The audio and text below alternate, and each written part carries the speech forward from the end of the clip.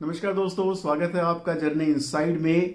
और last week मेरे को एक बहुत पुराना फ्रेंड मिला एंड ही सेड कि राजीव, तुम्हारा काम अच्छा है यार। एज ए कंसल्टेंट तुम्हें सिर्फ लोगों को बताना है, मुंह हिलाना है और उसी बात के तुम पैसे कमाते हो।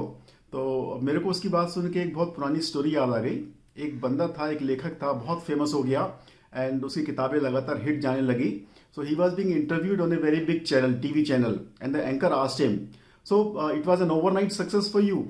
One fine morning you woke up and you found that you are rich, famous and success. The writer replied, yes, it was an overnight success for me. One fine morning I woke up and I found that I am rich, famous and success. But the night before that morning was 10 years long. Friends, मेरे लिए ये रात 33 साल लंबी थी। 33 साल की struggle, 33 साल की overcoming the limitations and all sort of emotional ups and downs. लेकिन प्रॉब्लम वो नहीं है। आज की तारीख में एज ए कंसल्टेंट जो सबसे बड़ी प्रॉब्लम हमें आती है, ये दुख मैं कहता हूँ कि हमें होता है, वो ये कि जब हम अपने आसपास के लोगों को परेशान होता हुआ देखते हैं, छोटी छोटी बातें जो हमें समझ में आती हैं कि थोड़ा सा शिफ्ट कर लेंगे, थोड़ा सा ये चेंज कर लेंगे, थोड़ा सा ये इसको इस तरह से इम्प्लीमेंट कर लेंगे, इनकी बहुत सारी प्रॉब्लम्स दूर हो जाएंगी। ये जो स्ट्रगल कर रहे हैं, स्टक हैं, आगे नहीं बढ़ पा रहे हैं, and just a small shift in their perception or in the way they are operating, and just a small input from numerology and graphology, and within 5 to 6 months time they can change their entire life. और वो नहीं सुनते हैं, किसी ना किसी कारण से वो एक्शन नहीं लेते हैं, या I don't know whatever is the reason. लेकिन ऐसी ही एक स्टोरी और या केस स्टडी मैं आपके साथ में आज शेयर करने जा रहा हूँ। लास्ट ईयर मेरी बड़ी सिस्टर इन लॉ, मतलब मेरी बड़ी साली साहिबा और उनके हस्बैंड कुछ दिनों के लिए हमारे पास रहने आए हुए थे।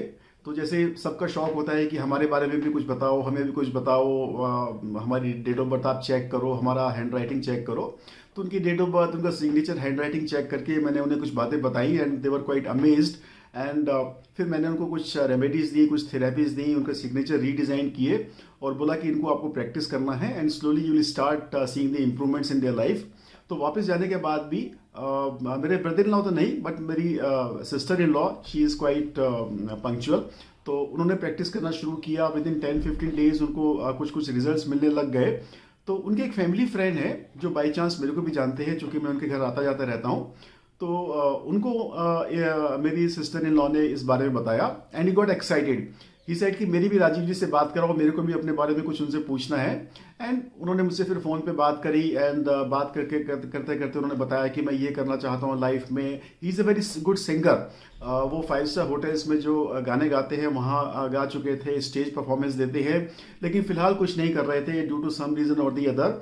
कुछ स्टूडेंट्स उनके घर पे आते हैं, बस उन्हीं को पढ़ाते हैं या म्यूज़िक सिखाते हैं। एंड सेड कि राजीव जी, मैं फिर से वो स्टेज पे जाना चाहता हूँ, लेकिन मेरे में हिम्मत नहीं हो रही है, मैं इनिशिएटिव नहीं ले पा रहा हूँ, कहीं ना कहीं मेरा कॉन्फिडेंस डगमगा गया है। तो उनका मैंने सिग्नेचर चेंज किया। डेट ऑफ बर्थ में कहीं कोई प्रॉब्लम नहीं थी, डेट ऑफ बर्थ उनकी बहुत अच्छी थी, लेकिन उनके सिग्नेचर, उनकी हैंड राइटिंग में मेरे को प्रॉब्लम नज़र आई। एंड मैंने उनके बारे में कुछ बताया। मैंने कहा सबसे पहले तो आप 6 नंबर से रूल होते हो, वीनस से रूल होते हो, लेकिन आप रहते गुरु की तरह हो, जुपिटर की तरह हो। तो थोड़ा सा बंद संवर के रहो, थोड़ा सा ठीक ठाक अच्छे कपड़े पहनो और थोड़ा सा परफ्यूम वगैरह लगा के रखो, टिप टॉप रहो। और आपके पास स्टूडेंट्स आते हैं 1 घंटे की क्लास के लिए, आप 2 घंटा 2.5 घंटा उनको लेके बैठे रहते हो। आप थोड़ा अपने समय की कद्र करो। अगर आप अपने टैलेंट की, अपने समय की कद्र नहीं करोगे तो दूसरे लोग कैसे करेंगे। And he got quite impressed with the analysis कि हाँ, आप जो कह रहे हैं बिल्कुल मेरे साथ में वही हो रहा है। एंड देन ही सेड कि मैं आपको अपना पूरा डिटेल्स भेजता हूँ and I will take full consultation from you. I said okay, most welcome. उसके बाद में 5-10 दिन, 15 दिन तक उनका कोई कमबैक नहीं आया। मैं भी अपने काम में बिजी हो गया। देन करीब 10-15 दिन बाद में मेरी अपनी सिस्टर इन लॉ से बात हुई एंड मेरे को सडनली याद आया। मैंने पूछा कि उन जनाब का क्या हुआ। तो वो बोले कि अरे भाई साहब, वो पूछो मत, उनके घर में तो बहुत ज़्यादा कलेश हो गया। मैंने कहा क्यों कलेश, क्यों हो गया, क्यों, कहाँ सुनी हो गई। बोले कि उनका बेटा, उनकी वाइफ सब उनके ऊपर कूद पड़े कि ये कोई उम्र है, he is about 67 years old, कि ये कोई उम्र है तुम्हारी कुछ काम करने की। अब घर में बैठो, आराम से बैठो, सारा जिंदगी स्ट्रगल कर ली, अब क्या करना है, बच्चे सेटल है, घर का मकान है, इस उम्र में गुलफाम बन के घूम रहे हो, ये and all sort of things happen. And वो चुपचाप आराम से घर में बैठ गए। उसके बाद में अभी 1 महीना पहले मैं अपने इन लॉ के घर गया था। मेरी मदर इन लॉ ठीक नहीं थी, उनकी तबीयत खराब थी, उनसे मिलने गया था। तो फिर उनसे मेरी मुलाकात हुई। तो क्या हुआ और क्या उन्होंने मेरे को कहा, मैं आपके साथ में शेयर करता हूँ।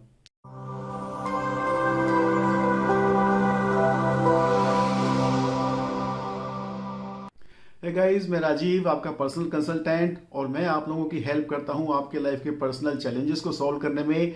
चाहे वो मनी, जॉब, करियर, फाइनेंस से रिलेटेड हो, पर्सनैलिटी डेवलपमेंट से रिलेटेड हो, हेल्थ या रिलेशनशिप इश्यूज हो। और अगर आपको लगता है कि आप अपना फुल पोटेंशियल रियलाइज नहीं कर पा रहे हैं या आप कहीं फंसे हुए हैं और आप में वो इनिशिएटिव लेने की हिम्मत नहीं है और आप अपना ड्यू रिवार्ड्स कैपिटलाइज नहीं कर पा रहे हैं, then definitely we can help you with the scientific and logical principles of numerology, graphology and wrist watch therapy. तो पिछले महीने अपनी सिस्टर इन लॉ के घर पे मेरी उनसे मुलाकात हुई। सुबह सुबह वो दूध ब्रेड लेके आ रहे थे, तो वहीं उनसे मिलने आ गए और वहीं बैठ गए। एंड मेरे बिना पूछे ही just sort of out of guilt कि मैं राजीव जी को फिर दोबारा कांटेक्ट नहीं किया। And he started talking about his life कि देखो मेरी लाइफ में ये चल रहा है, वो चल रहा है, ऐसे हो रहा है, वैसे हो रहा है, मैं इधर उधर के कामों में बहुत ज़्यादा बिजी हो गया हूँ। एंड वो बोलते बहुत ज़्यादा हैं, एक दफ़ा बोलना शुरू करते हैं तो फिर उनकी रेलगाड़ी रुकने का टाइम नाम नहीं लेती है। आउट ऑफ कर्टेसी मैं भी करीब 15-20 मिनट उनको सुनता रहा और हाँ में हाँ मिलाता रहा। तो अल्टीमेटली मैंने पूछा, तो आपने वो अपना सपना छोड़ दिया क्या? You have forgotten your dreams? बोला नहीं नहीं नहीं, वो तो है, करना तो है, लाइफ में कुछ ना कुछ तो करना है, बट थोड़ा सा परिस्थिति में ऐसे पड़ा हुआ हूँ, ये है वो है। तो मैंने कहा जिंदगी भर आपने स्ट्रगल करी, बच्चे आपके सेटल हो गए हैं, उनका बेटा डॉक्टर है, उसकी भी शादी हो गई है, घर का आपके अच्छी सोसाइटी में मकान है, भगवान की दया से पैसे की कोई दिक्कत आपको है नहीं, और आप जो स्टूडेंट्स को पढ़ा रहे हो that is also out of your passion, not necessarily for money. तो अब जब सब रेस्पॉन्सिबिलिटी से आप मुक्त हो गए तो अब क्या प्रॉब्लम है? बोला नहीं देखो, घर की नई जिम्मेदारियां आ गई हैं, रेस्पॉन्सिबिलिटी तो कभी खत्म होती नहीं है।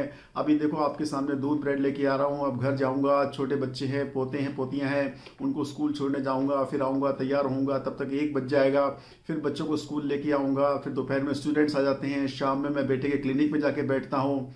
तो मैंने पूछा क्या करते हो क्लिनिक में बैठ के? आप थोड़ा डॉक्टर हो? नहीं, बस थोड़ा सा उसको सपोर्ट जाता है, मैं बैठता हूँ वहाँ पे, फार्मेसी की शॉप भी है, थोड़ा सा वहाँ भी काम देख लेता हूँ। आते आते 7-8 बज जाते हैं, डिनर करने के बाद में फिर बस ऐसे ही निकल जाता है। तो वो फिर आगे 15-20 मिनट और बोलते रहे। तो मैंने उनसे पूछा कि फिर आप अपने सपना छोड़ दिया क्या फाइनली? बोला नहीं, करना तो है, ये है वो है। एंड मैंने कहा देखो, आप पिछले आधे घंटे से मेरे को बता रहे हो कि आप क्यों नहीं कर पा रहे हो, अपने सपनों को हकीकत में क्यों नहीं बदल पा रहे हो। मेरे को कन्विंस करने से, मेरे को बताने से आपके सपने पूरे नहीं होने वाले हैं।